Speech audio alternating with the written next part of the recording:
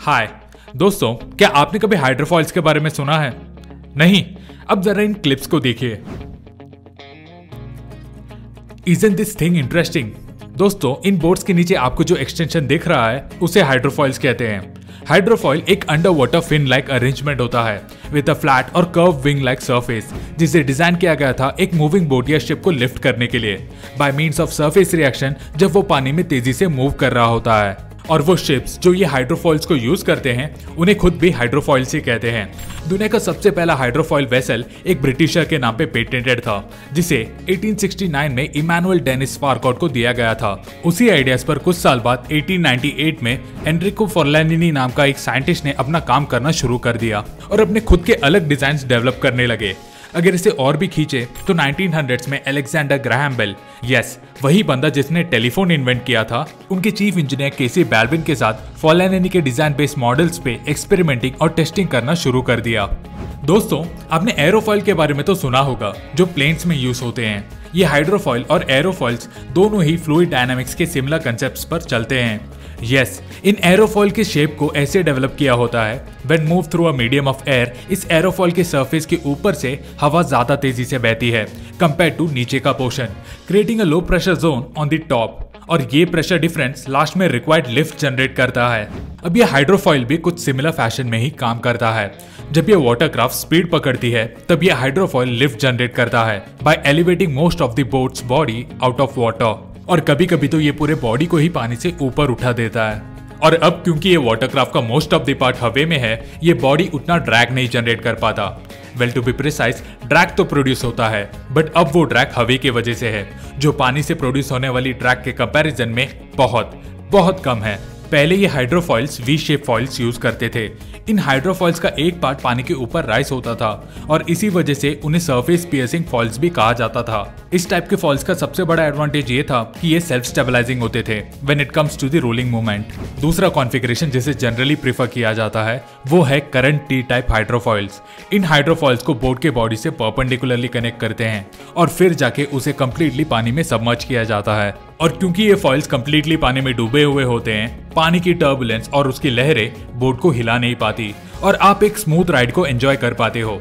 However, जब बात rolling movement की आती है, ये T type foils are not self stabilising.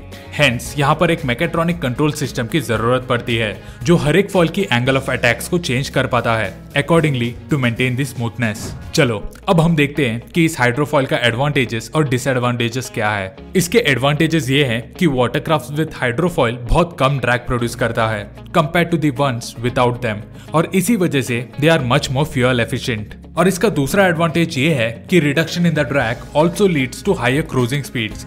ये शिप्स और बोट्स हायर स्पीड में ट्रैवल कर पाते हैं, thus reducing the travel time.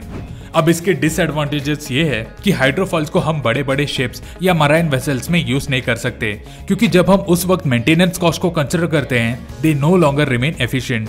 इसका दूसरा ड्रॉबैक ये है कि इन फॉइल्स के शार्प एजेस मछलियां और दूसरे मराइन एनिमल्स को फेटल इंजरीज पहुंचा सकता है। ऑल्सो ये हाइड्रोफॉइल्स पतले और सेंसिटिव होते हैं। एक हार्ड सरफेस पे सीवियर इम्पैक्ट इन फॉइल्स को ब्रेक कर सकता है, जो आगे जाके सीवियर मैन्यूवरिंग प्रॉब्लम्स या उससे भी वर्स एक्सीडेंट्स तक भी हो सकते हैं। इन हाइड्रोफॉइल्स का एक बहुत ही इंटरेस्टिंग एप्लीकेशन आपको इंटरनेट के वो सर्फिंग वीडियोस में मिल जाएंगे, जहां कुछ सर्फर्स आपको पानी के ऊपर से सर्फ करते हुए दिखेंगे। यहाँ ये सर्फबोर्ड्स के नीचे ये फॉइल्स अटैच्ड होते हैं just like T type configuration, और इसका भी working principle remains the same. और क्योंकि इसके मिलिट्री बेस में बेटर यूसेज दिख के आता है, बहुत से हाइड्रोफॉइल बेस्ड वाटरक्राफ्ट्स को इंट्रोड्यूस किया गया था in the USSR in the late 1900s, like Turya class torpedo boat, Matka and Sarancha class missile boats etcetera. और इसमें से कुछ बोट्स तो आज भी इन सर्विस है। इसे देख यूएस नेवी ने भी कुछ कॉम्बैक्ट हाइड्रोफॉइल्स इंप्लीमेंट किए थे in the name of Pegasus class, but later सबके सबको रिटायर कर दिया गया। सोवियत यूनियन के द्वारा बनाया गया वॉशगार्ड वेसल सबसे पॉपुलर हाइड्रोफॉइल वेसल है, जिसे currently as a passenger boats use किया जा रहा है in more than 20 countries.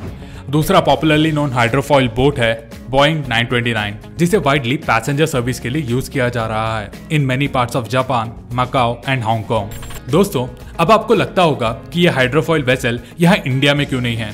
Actually 2016 में केरला गवर्नमेंट ने यह डिसाइड किया था कि वो 2 रशियन वॉशकॉर्ड हाइड्रोफॉइल वेसल को कोच्चि से कोझिकोड चलाएंगे as a passenger cruise boat. But ये प्रोजेक्ट सफल नहीं हो पाया क्योंकि ये दोनों vessels Indian registration of shippings IRS के सेफ्टी सर्टिफिकेशन प्रोसेस में फेल हो गए और वहीं खत्म हो गया इंडिया का पहला हाइड्रोफॉइल बोट्स का स्टोरी।